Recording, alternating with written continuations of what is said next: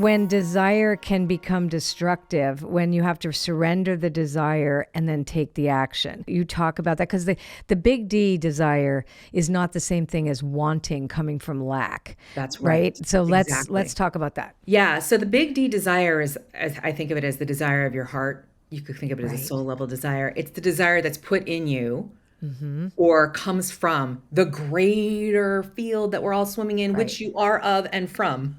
Yes. And that's how the laws operate, is on capital D desire, not little d desire. Right. Big difference. Huge difference.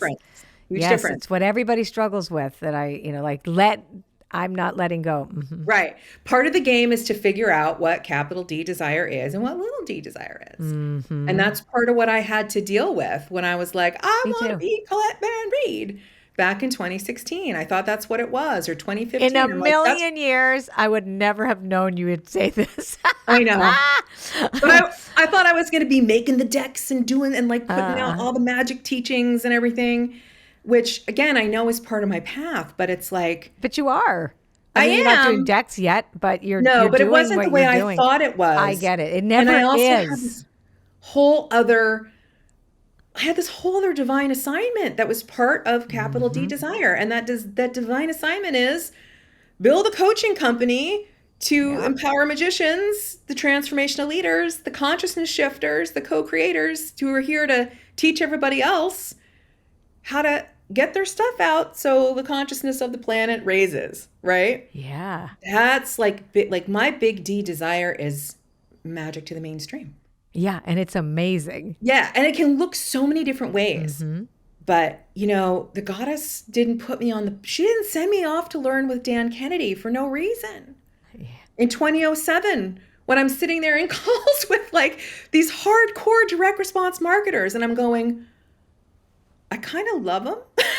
Right. And I love this. What is it about?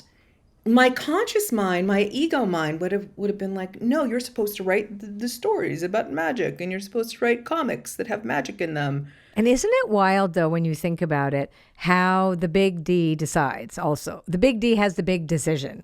Not it really does. I mean, it pushes our choices. Like because we recognize how it's not where we think it is, because we keep trying to go there, and that's not where it is. I mean, I never expected to be doing this. I kind of get a kick out of it when you're saying, I thought I was going to be you. And I'm like, I thought I was going to be a singer. Right? Like, I thought the recording artist thing was the only thing I was going to do. Right. Like, so there you go. What is it? But you follow it. You follow the crumbs that come, because and you have to surrender to the crumbs, because here's the thing. You know this, and you teach this all day. When you surrender to the crumbs and you follow the crumbs, guess what? Magic happens. Magic happens, and it's easy. When you don't, struggle bus. Okay, if you like this podcast and you want to see more, just click over here and you'll get to see more clips from this interview. If you just want to listen, well, if you click there, you'll listen to the entire interview, available to you on any one of your favorite podcast channels.